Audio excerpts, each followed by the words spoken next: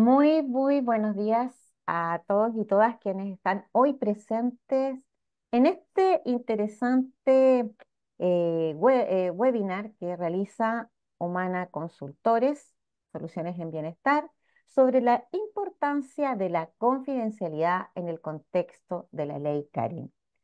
Está con nosotros hoy día nuestro relator, Juan Pablo Mesías, abogado diplomado en Derecho del Trabajo y magíster en Derecho Tributario, especialista en materias laborales, negociación colectiva y litigación, tributación de remuneraciones y aspectos legales de administración de nóminas, seguridad social, aspectos legales de la asignación internacional de ejecutivos. Actualmente, consejero de NLD Abogados y parte importante del equipo legal de Humana Consultores. Muchas gracias, Juan Pablo Mesías, por estar aquí hoy. Damos el pase para que puedas iniciar. Ya hay bastantes asistentes a los que les invitamos a escribir sus consultas vía chat hasta que serán respondidas al finalizar la presentación de Juan Pablo. Muchísimas gracias y bienvenido. Muchas gracias, Ana. Muchas gracias por la presentación.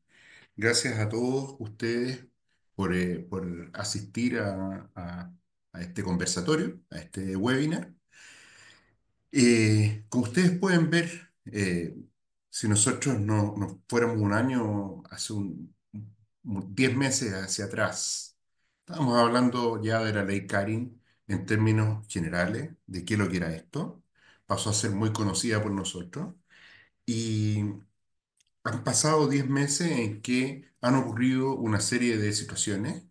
eh, Han surgido diversos ajustes a los criterios que los mismos abogados o quienes tenemos el rol de asesor de aspectos laborales en las empresas y que a veces tenemos también el rol de investigadores.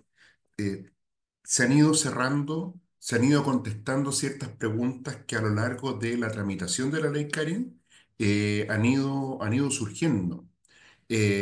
Se han redistribuido los énfasis de cosas, cosas que uno pensaba que iban a ser más importantes y que había que tener mayor preocupación, fueron reemplazadas por otras cosas.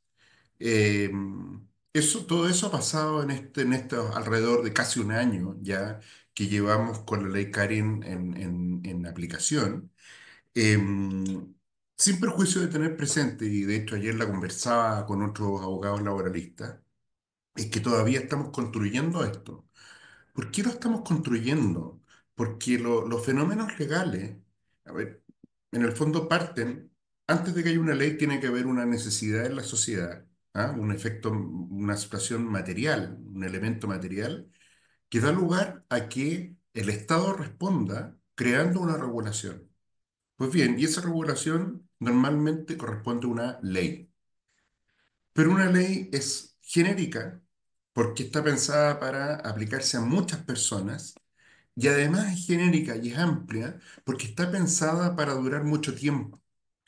En consecuencia, las particularidades, la aplicación de la ley a casos concretos, eh, es una especie de segunda etapa de la entrada en vigencia de una ley.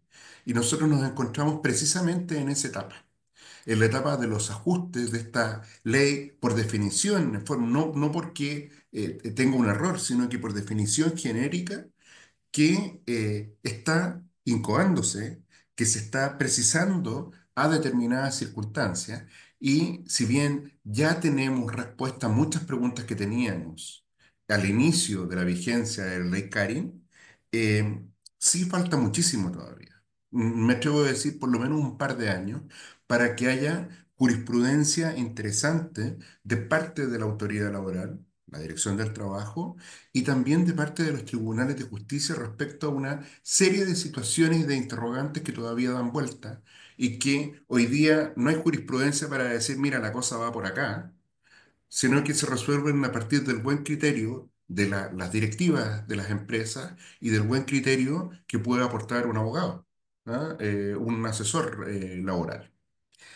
Dentro de eso, dentro de los elementos que son de suyo importantes y que estos meses lo han confirmado dentro de la ley Karin, es el tema de la confidencialidad. Miren, si no estuviera el tema de la confidencialidad y si la confidencialidad no hubiera un problema, probablemente no tendríamos ley Karin. La ley Karin, y lo vamos a ver en las próximas láminas, surge o se gatilla en el Congreso, se acelera su tramitación a partir de un incidente de fuga de confidencialidad grave que terminó con el suicidio de una persona. Lo vamos a ver, como les decía, en las próximas láminas. ¿Ah? Eh, y desde ese punto de vista, interesa preguntarse, y como suelo hacerlo, como solemos hacerlo en estas presentaciones, nosotros queremos ir de lo general a lo particular. Partamos preguntándonos qué es la confidencialidad. Una respuesta la podemos encontrar en el diccionario de la lengua española. La confidencialidad es, según este diccionario, eh, refiere que se hace o se dice en la confianza de que se mantendrá la reserva de lo hecho o lo dicho. Fíjense los elementos. La confidencialidad viene de la expresión confianza. Aquí hay dos elementos, hay dos palabras, dos conceptos que son extremadamente relevantes. Por un lado, la confianza de entregar al conocimiento de otro una situación sensible que un ser humano experimenta. Eso por un lado. Y la confianza en que es algo tan sensible que se tiene que mantener de manera reservada, no se puede divulgar. Eso debemos nosotros entender por confidencialidad. Decirle de que el diccionario de la lengua española es un elemento de interpretación de acuerdo al ordenamiento jurídico chileno.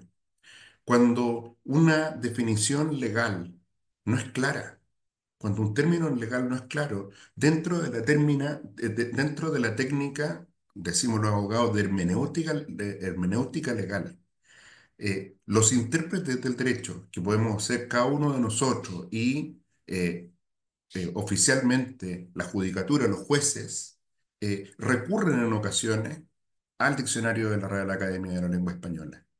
Y por tanto no es baladí de que hayamos traído la definición de ese cuerpo eh, a esta charla. Vamos haciendo drill down, haciendo un poco de profundidad respecto de qué es la confidencialidad para lo que nos interesa, que es lo laboral. Fíjense, en nuestra normativa, por qué no le pusimos, perdón, confidencialidad en la normativa laboral? Porque en realidad la confidencialidad es una preocupación no solamente de las leyes laborales. La confidencialidad está inserta como un bien jurídico a proteger eh, en las distintas actuaciones del ser humano con sus pares, digamos. Y desde ese punto de vista, si bien hay regulación de la confidencialidad muy particular en el Código del Trabajo, el término confidencialidad y la preocupación de que ésta sea regulada y prevenida y resguardada excede lo laboral. Por eso hablamos de confidencialidad en la normativa simplemente. Vamos analizándolo. Artículo 154 ter del Código del Trabajo. El empleador deberá mantener reserva de toda la información y datos privados del trabajador a que tenga acceso con ocasión de la relación laboral.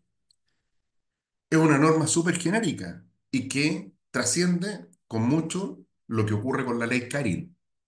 Pero nos vamos a dar cuenta que es extremadamente importante, porque al final del día, y esto es una problemática que a quienes asesoramos en ley Carin y quienes hacemos investigaciones, es una problemática que se nos ha presentado.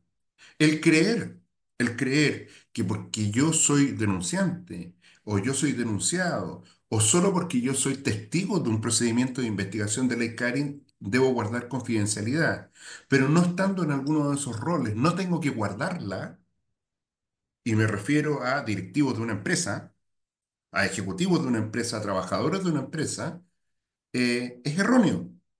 Hay una obligación, hay una obligación general de mantener confidencialidad de los asuntos de los trabajadores. Y eso empece a la empresa. Y cuando hablamos de la empresa, tenemos que hablar en un sentido amplio de quienes representan la empresa. Y quienes representan la empresa, y esto está normado, artículo cuarto, inciso primero del Código del Trabajo, son todos quienes, aquellos, tienen en los hechos una posición de jefatura y que son vistos así por los trabajadores. Y por tanto, probablemente una jefatura de mando medio en determinadas circunstancias sí está representando al empleador y sí es el empleador en ese momento, en esa actuación y en ese contexto. Por eso, la norma del artículo 154 ter del Código del Trabajo establece una obligación de confidencialidad que alcanza a una serie de sujetos dentro de una empresa. Y eso, obviamente, si bien trasciende la ley Karen, es propiamente aplicable a las materias de ley Karen. O sea, yo no tengo que ser testigo o denunciante o denunciado en un procedimiento de investigación o el gerente de recursos humanos para quedarme callado sobre una situación de vulneración em, representada por acoso laboral, por acoso sexual o por violencia en el trabajo. Yo, por estar en la empresa, en rigor, puedo encontrarme en la posición de representarla, de representar al empleador.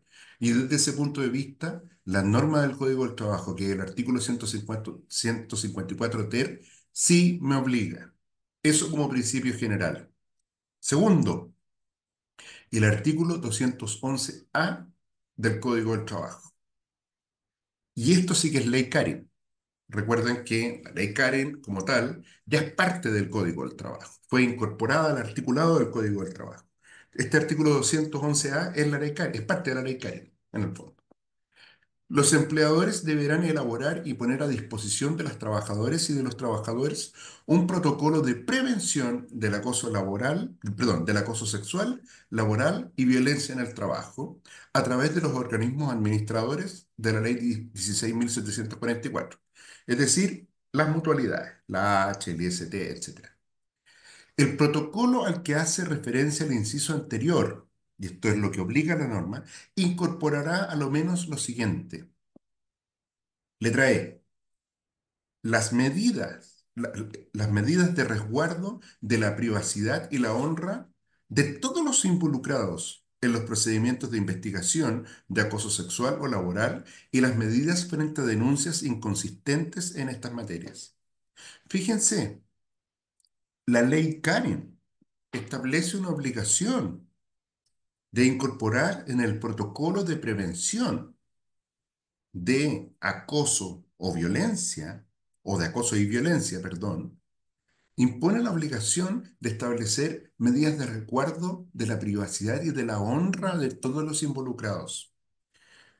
Y como las normas no se pueden interpretar aisladamente, sino que se tienen que interpretar sistémicamente, en realidad nosotros ya podemos hacer interactuar el artículo 211A que tenemos enfrente con el artículo 154 ter Código del Trabajo, que es una norma, como decíamos antes, nos obliga a todos en la organización.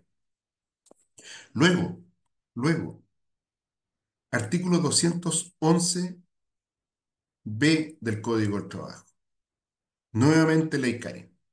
Los procedimientos de investigación regulados en este párrafo deberán sujetarse a los principios de confidencialidad, imparcialidad, celeridad y perspectiva de género. En otras palabras, desde el punto de vista de la normativa laboral, ¿existen obligaciones de confidencialidad explícitas? Y la respuesta es sí. ¿A quiénes involucran? Por supuesto que a los que participan de un procedimiento de investigación en particular. Investigador, la persona de recursos humanos que hace el contacto o de compliance que hace el contacto para la investigación, denunciante, denunciado, testigos. Por supuesto que sí. Sin duda que sí, que ellos son los que están en la primera fila de los obligados. Pero eso no significa que sean los únicos obligados en materia de confidencialidad. En general, todo trabajador debe mantener confidencialidad en este tipo de materia y en otras también. Pero como hablábamos de que esto es genérico, la confidencialidad, hablábamos de la normativa en términos genéricos, de la normativa de la confidencialidad, no solamente en el ámbito laboral, es del caso manifestar de que a finales de 2026 va a entrar en vigor en Chile la ley 21.719 que establece la nueva normativa sobre la protección de datos. ¿Y por qué es importante esto? Porque esa ley lo que protege y establece una regulación extremadamente severa a los datos de las personas, a los datos personales, a la información de las personas, con una serie de pasos que hay en torno al tratamiento de esos datos y a su protección, que como ustedes pueden ver, no es directamente una materia de carácter laboral, no es derecho laboral, pero hay ciertos datos propios de un trabajador, propios de un contratista, propios de un tercero que participa en una empresa, que sí corresponde a datos personales. RUT, nombre, remuneración, historial laboral, si es que tiene, por ejemplo, una amonestación de reglamento interno que está establecida y que está en su hoja de vida, declaraciones de salud, que son elementos, exámenes preocupacionales, que en general son elementos que son, que son de preocupación desde el punto de vista del derecho laboral, pero que a la vez son datos personales. Esa regulación súper severa se nos viene en el próximo año, en el año 2026, en diciembre de 2026. Y por cierto que va a tener injerencia en un incidente de ley Karen y en otros incidentes laborales. Por eso hay que tener a la vista. Pues un segundo, por favor. Luego, corresponde hablar de Karen Salgado y por eso entender cómo el elemento de la confidencialidad está en el eje, está realmente en el eje de la ley Karen y está en el eje de el aparato de prevención y de sanción que establece la ley Karen, la ley 21.643, ley Karen. Es probablemente el elemento más sensible que tiene lugar en el desarrollo de una investigación. Miren, veamos un poco la historia de Karen Salgado. Karen Salgado estudió técnico en enfermería, trabajó 14 años en el hospital Herminda Martín de Chillán y en enero de 2018, es decir, antes de la ley 21.643, por cierto, el hospital inició un sumario por una denuncia de hurto de insumos, donde ella fue llamada como testigo. Luego de declarar, recibió una ola de malos tratos, fue suspendida 30 días de su trabajo y tuvo una anotación de demérito.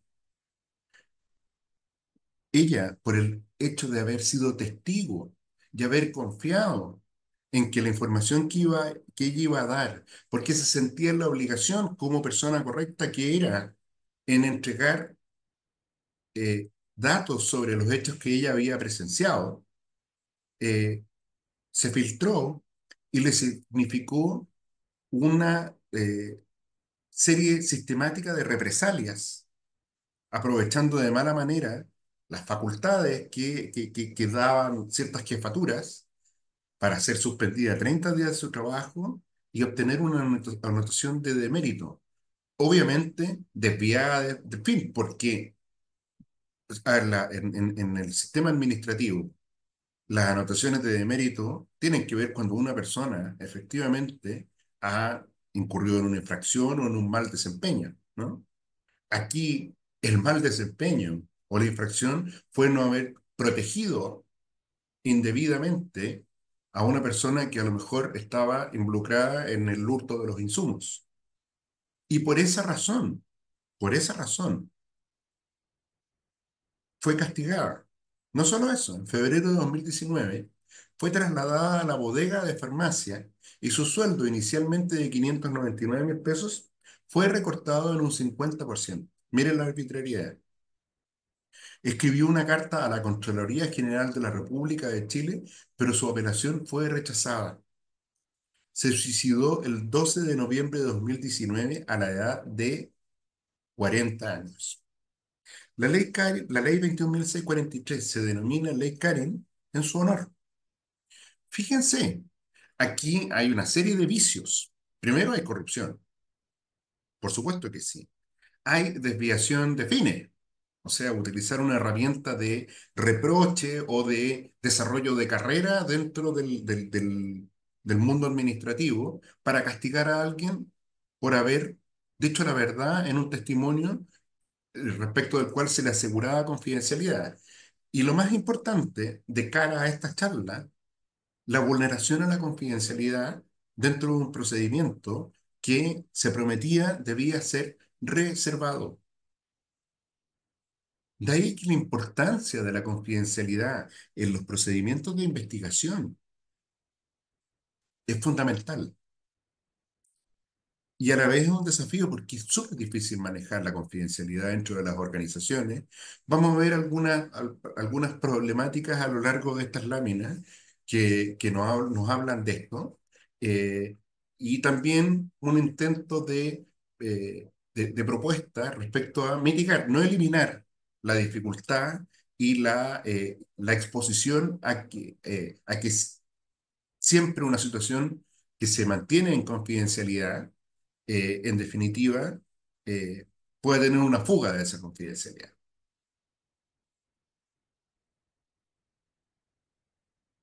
Escenarios donde, obviamente en un ambiente de trabajo, donde la confidencialidad es vulnerable. Algunos ejemplos. Fiesta de la empresa, happy hour de trabajadores, diversas instancias sociales entre trabajadores, chat grupales de trabajadores, WhatsApp. O sea, cuando yo escribo algo en un chat grupal, ¿qué seguridad tengo de que lo que yo informé, lo que yo señalé ahí, imagínense que me refiero a otro trabajador, se va a mantener en ese círculo? ¿Cómo puedo controlarlo? Es extremadamente peligroso. Y en definitiva, el tema de la digitalización tiene una externalidad negativa en los ambientes laborales que tiene que ver con que eh, algún comentario que yo hago, alguna denostación o alguna burla que yo puedo hacer de otra persona y que la deposito en un chat de trabajadores, me estoy exponiendo a que se filtre. Hay millones de experiencias en que eso ha ocurrido. Y desde ese punto de vista es un desafío de las organizaciones, edu- la educación digital también, ¿no? Y controlar y el propio trabajador autorregularse y entender el alcance que puede llegar a tener la participación en un chat grupal de trabajadores. Uno de repente llega y escribe, está manejando, escribe, ley no chat ahí, y puede eh, estar generando una situación de daño con el riesgo de que se filtre y que llegue a la persona que se estaba aludiendo en algún mensaje, que se estaba denostando, una persona de la cual se estaba hablando mal, que se estaba haciendo una mofa, etcétera. Es tremendamente delicado. Otro problema, plantas abiertas de trabajo. Por ejemplo, conversaciones en manos libres. Pararse del puesto de trabajo y no bloquear el computador. Miren, en mi calidad de investigador, he tenido al menos 3 o 4 investigaciones en este último tiempo en que ha pasado esto. Una de las investigaciones que me tocó ver partió a partir de una conversación en que un trabajador recibió un llamado de otro trabajador que estaba en otra ciudad del país y no tuvo la delicadeza de ponerse audífono o irse a otro lugar a tomar esa conferencia. Y por tanto, en manos libres quedó abierto Y en esa conversación, primero se agredió era una trabajadora en ese momento, y además se aludió a otras personas que justo iban pasando por el lugar, porque en los lugares de trabajo no necesariamente tienen todas las condiciones de layout, físicas, etcétera, para poder garantizar o para hacer fácil la reserva y la discreción. Y a partir de eso se generó una denuncia de acoso laboral por agresión, ¿ah? Que terminó con ese trabajador que estaba del otro lado del teléfono, que no sabía de que en este lado estaba puesto el speaker, terminó condenado por acoso laboral, por agresión, ¿sí? Ahí tenemos un ejemplo. Otro caso que me tocó en mi calidad de investigador, una persona que estaba chateándose con su jefe, hablando de otra trabajadora en malos términos, y en términos poco decorosos, y que se fue a hacer un café a la máquina, fue a buscar agua, fue al baño y dejó el computador abierto con los chats ahí. Y pasó esta persona por el lado y era inevitable ver no, no es que haya invadido ese computador para ver lo que aparecía en el chat, simplemente pasó y de una mirada indirecta se vio aludida y alcanzó a leer el mensaje. De nuevo, una situación que derivó en un procedimiento de investigación por ley Cari. Ejemplos hay miles. Simplemente traigo acá desde la experiencia en aquellos en que normalmente hay ambientes fértiles, hay condiciones muy fértiles, muy proclives a que la confidencialidad se vulnere. Ir a fumar y a tomar café. El típico cigarro, ustedes pasan, no sé, por cualquier calle de Santiago donde hay edificios de oficina. Imaginémonos Andrés Bello. Andrés Bello con el bosque. Y ve a las personas en la planta de los edificios fumando y con caras así como de preocupados conversando con otra persona. Ahí hay filtraciones en ese tipo de instancias. Y hay que tener mucho cuidado porque las consecuencias de algo que uno diga o haga en un ambiente donde no está garantizada el silencio, la confidencialidad, puede tener consecuencias muy graves para quien divulga esa información reservada, pero también, y aún más grave, por el daño que puede llegar a significar en otra persona. Tenemos el ejemplo de Karen Salgado, quien fue víctima de una vulneración de confidencialidad con lo grave que eso significó. No solo eso, no solo eso. Lo vamos a ver en láminas más adelante, pero me atrevo a adelantar una parte porque creo que es del todo atingente a esto que estamos conversando en esta lámina. Cuando un procedimiento de investigación de ley Karen se inicia y se lleva en la empresa, habemos algunos abogados e investigadores que son acuciosos en pedir que cada persona que declare en ese procedimiento de investigación firme, además del acta de declaración, firme un acuerdo de no divulgación, un acuerdo de confidencialidad o, por sus siglas en inglés, NDA, Non-Disclosure Agreement, que es un texto donde la persona se explica el contexto en el que va a tener que dar un testimonio, va a tener que compartir cierta información y recibir otra información que va a inteligir. O sea, si voy de testigo a un procedimiento, probablemente no sé información, no sé tanto detalle del caso, y a propósito de mi testimonio, a lo mejor se me va a comentar en el momento en que esté siendo entrevistado. Eso también queda dentro de mi obligación de confidencialidad. Y ese trabajador, ese testigo, ese denunciante o ese denunciado firma este NDA y se supone de que eso es un instrumento que va a ayudar a disuadir cualquier vulneración a la confidencialidad de lo que ahí se habló de esta persona. Es cierto que hubo una herramienta que se tiene que usar sí o sí en los procedimientos de investigación, pero ¿saben lo que, por lo menos lo que a mí me ha pasado? Una investigación que se da inicio y que tiene que ver con trabajadores, por ejemplo, que estaban en una planta abierta, desde el momento en que la investigación se inicia, yo tengo control de la confidencialidad, porque hago firmar a todo el mundo un NDA, etcétera. ¿Sí?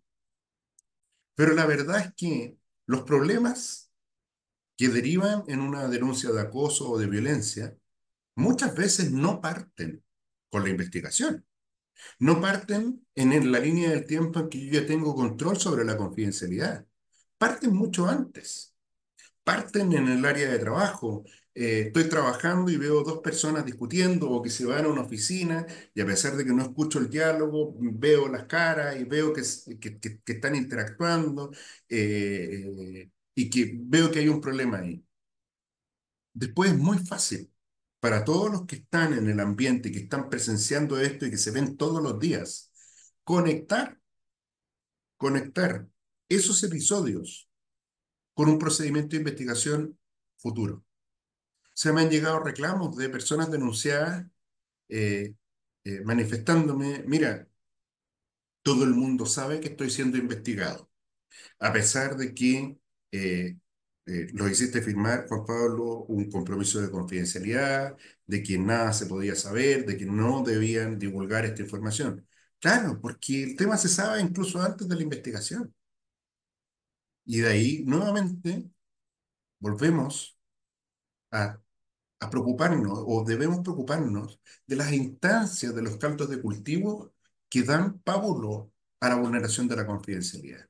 En estos círculos, en estas esferas rojas, traigo algunos ejemplos, pero yo me imagino que más de alguno de ustedes está eh, in- acudiendo a su propia experiencia pensando si alguna vez no le ha tocado estar en alguna de estas instancias donde ha visto que se ha vulnerado una información confidencial. Y es eso, en eso, que desde el punto de vista de las obligaciones de prevención de la ley Karen, es aquello en lo que hay que trabajar en las empresas.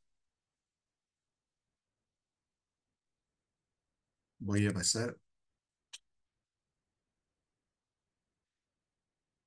¿Quiénes están obligados a guardar confidencialidad dentro de la ley Karen?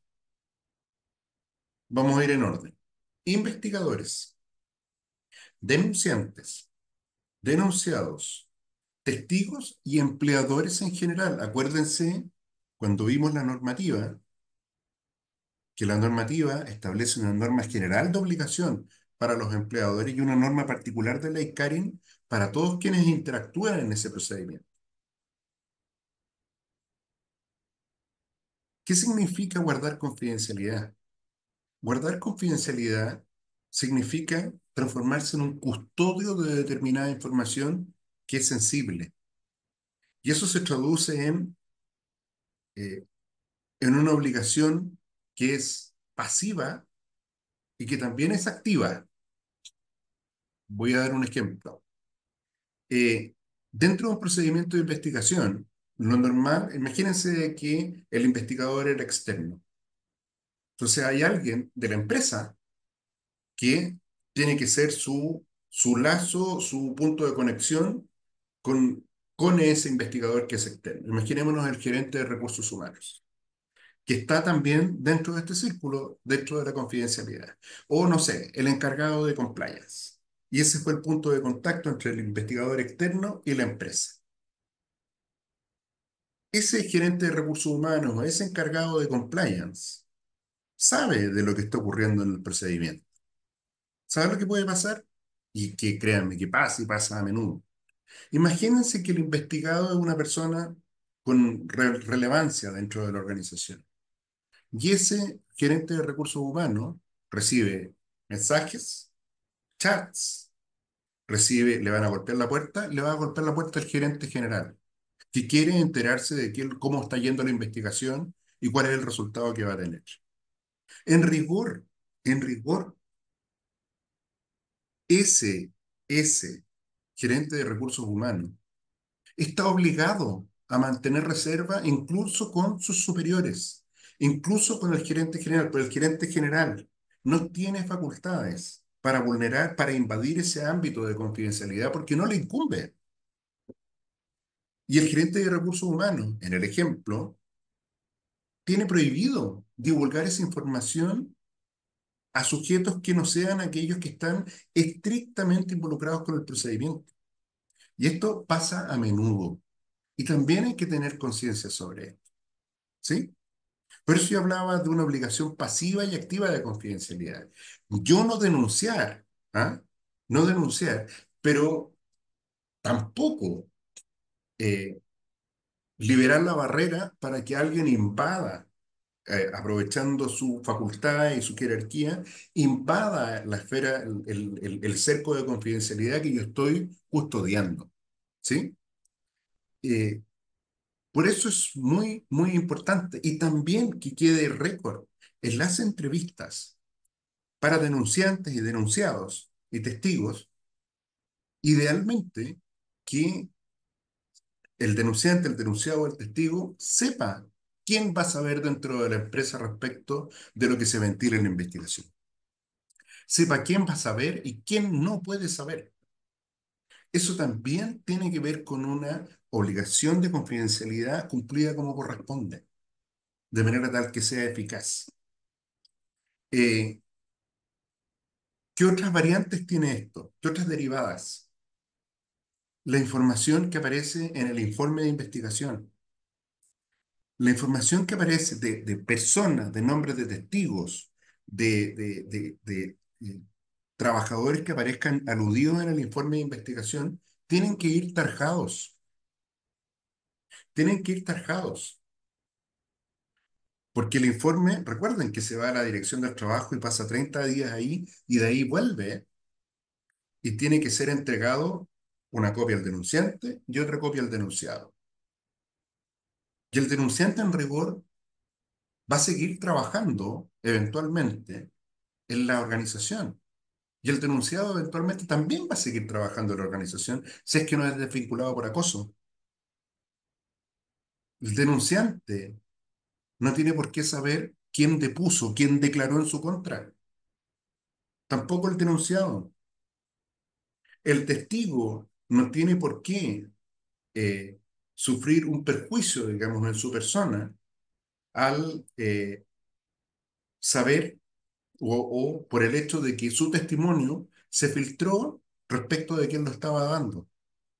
O sea, si yo declaro en contra de Ana, que está siendo denunciada en un procedimiento de investigación, una de las condiciones básicas para declarar tranquilamente es que terminado el procedimiento Ana no se entere dentro de las posibilidades, porque está claro que en ambientes reducidos, acotados, es muy difícil no saber quién declaró en un procedimiento de investigación, y eso también hay que decirlo, pero dentro de lo que se puede, sí se tiene que cumplir con esto. El ideal es que quien declaró en mi contra, ese testigo, no sepa que yo sé, porque en materias de investigación, claro, el momento más álgido probablemente es mientras la investigación se está desarrollando. Pero ¿qué pasa después? ¿Qué pasa con esos trabajadores después?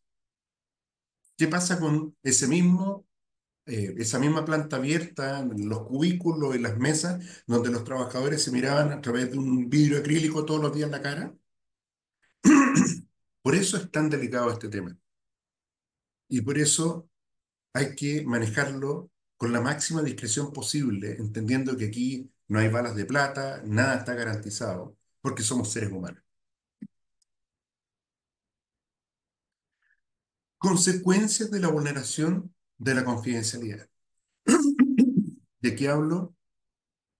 De las consecuencias de la vulneración de la confidencialidad desde el punto de vista laboral. Sanciones conforme al reglamento de orden, higiene y seguridad.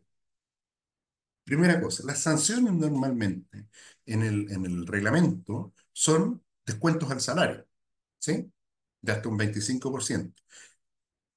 Pero también una vulneración a la confidencialidad puede significar la desvinculación de ese trabajador. Y aquí estoy hablando la vulneración a la confidencialidad que pueda tener el gerente de recursos humanos, que pueda tener el investigador, imaginemos que era un investigador interno en la empresa, puede terminar siendo despedido si es que eh, filtró información. y cualquier trabajador que tenga acceso a esta información. Eh, Esto de el desde es la obligación de confidencialidad. Despido, como decíamos, del trabajador por incumplimiento grave de obligaciones o por falta de probidad, ¿ah? Según corresponda. Y eso sin perjuicio de otras acciones legales que incluso pueden ir en el ámbito penal, digamos, derivado de una vulneración de la confidencialidad, de secreto.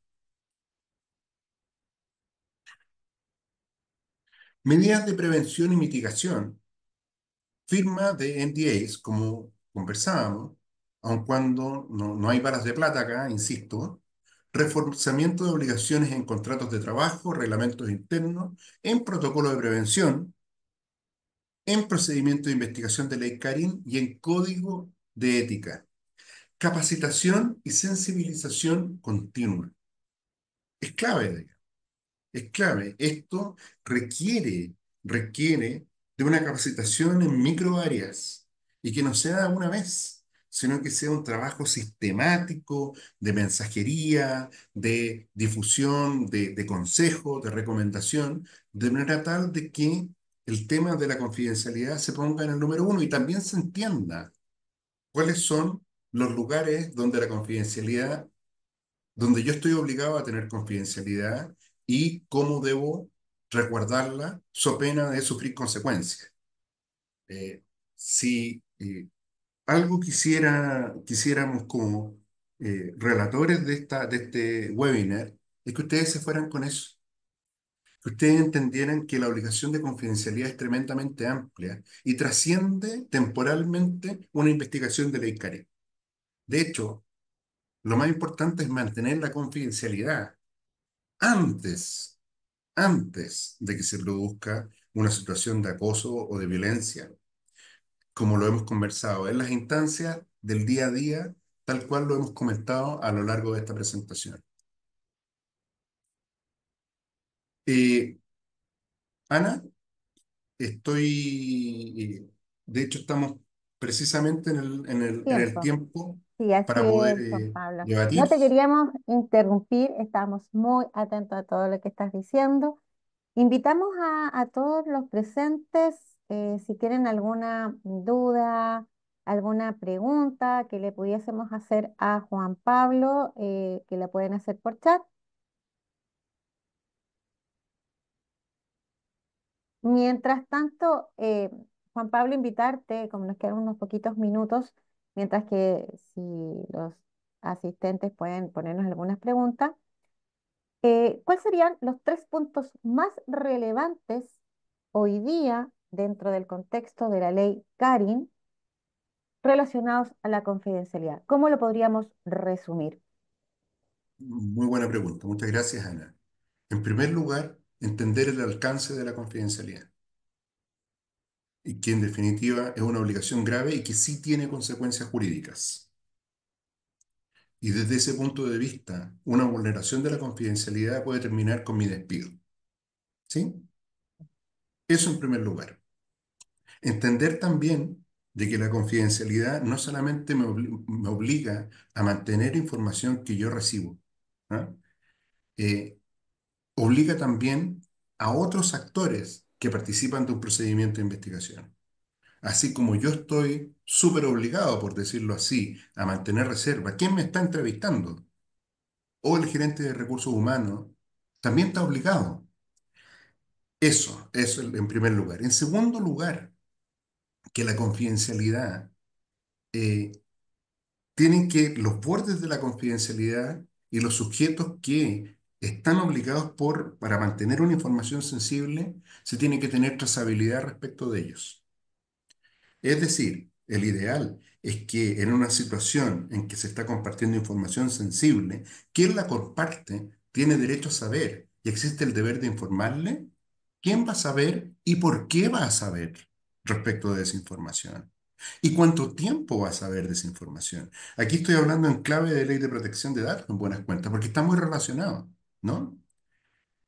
Sí, Juan Y Pablo. en tercer lugar, de que la confidencialidad es un desafío diario. No es solo de ley Karin. Y las organizaciones tienen que trabajar en instalar esto de una vez por todas en las organizaciones y en el desenvolvimiento diario, en el manejo de un chat grupal, en una conversación en un cubículo. Son las instancias donde la confidencialidad está amenazada. Y además porque las situaciones no son tan lineales, las situaciones siempre están conectadas. Como les digo, las cosas que se saben en un procedimiento de investigación no es porque se hayan filtrado durante el procedimiento de investigación, se filtraron antes, se filtraron en el café, con el cigarro. ¿Ah? Ahí se filtraron. Y es muy fácil hacer la conexión con el procedimiento de investigación, de lo cual todo el mundo se va a enterar, pero es difícil no enterarse de que alguien está siendo investigado. ¿De qué está investigado? Claro, eso es más confidencial, pero lo otro es inevitable. ¿Ah? Siempre se sabe algo y que se conecta con esto. ¿Y eso en qué se traduce? En que se pierde la confidencialidad. ¿Sí? Así, Protocolos, porque si yo voy a una fiesta de fin de año de la empresa, yo no fui invitado a esa fiesta por ser simpático, sino que yo he sido invitado a esa fiesta con ocasión de mi contrato de trabajo.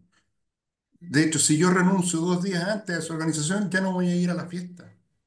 Entonces tengo un deber de comportamiento, más distendido, más relajado, pero sí hay ciertos códigos que no se pueden traspasar. Eh, También tener presente de que esto desde el punto de vista del manejo de las herramientas, eh, todas las herramientas que están disponibles se tienen que aplicar y se tiene que ser muy riguroso en este tema, en los procedimientos de investigación, en los documentos que se firman, en las obligaciones que se contraen y también en la educación que tienen especialmente las directivas de las empresas, en que no pueden inmiscuirse por mucho poder que tengan lo que les da su jerarquía, si es que ellos no están directamente involucrados en un procedimiento de investigación. No deben saber. No deben inmiscuirse, no deben preguntar, no deben aprovechar su situación de jerarquía para enterarse de un procedimiento de investigación porque no tienen derecho a hacerlo. Y eso también constituye una vulneración a la confidencialidad. Así de delicado esto, hay gente que se termina matando por esto. O sea, Karen Salgado es un ejemplo. Pero esto mismo lo podemos llevar al bullying en los colegios, al bullying digital, a lo que pasa en los campos clínicos, los estudiantes los practicantes de las escuelas de salud. Estamos hablando de lo mismo. Estamos hablando también de la ley de protección de datos, ¿sí? Y por eso es un tema, esto es benzina, el tema de la confidencialidad. Una chispa. Y por eso es tan sensible, digamos. ¿Ah? Eso es lo que puedo plantear. Veo que hay algunos comentarios, algunas sí, reflexiones en el están chat. pidiendo la presentación, ya les respondimos, nos enviaron sus correos a todos los que quieran, eh, por favor, la presentación, nos pueden enviar su correo electrónico. Y también comentarles que Humana Consultores ha desarrollado un servicio integral que en el contexto de la ley Karim, que se llama Cultura del Buen Trato y tiene aspectos psicológicos, sociales y legales. Juan Pablo lidera el servicio respecto al área legal. Cualquier duda, inquietud que tengan al respecto, por favor, no duden en escribirnos a info@humanaconsultores.cl. Estamos a su disposición. Nuestro interés es apoyar, educar, con el fin de poder gestionar esta ley en las organizaciones y empresas chilenas. Muchísimas gracias, Juan Pablo. Muchísimas gracias a todos y todas quienes asistieron hoy a esta interesante charla y muchísimas gracias, Juan Pablo. Muchas gracias a ustedes.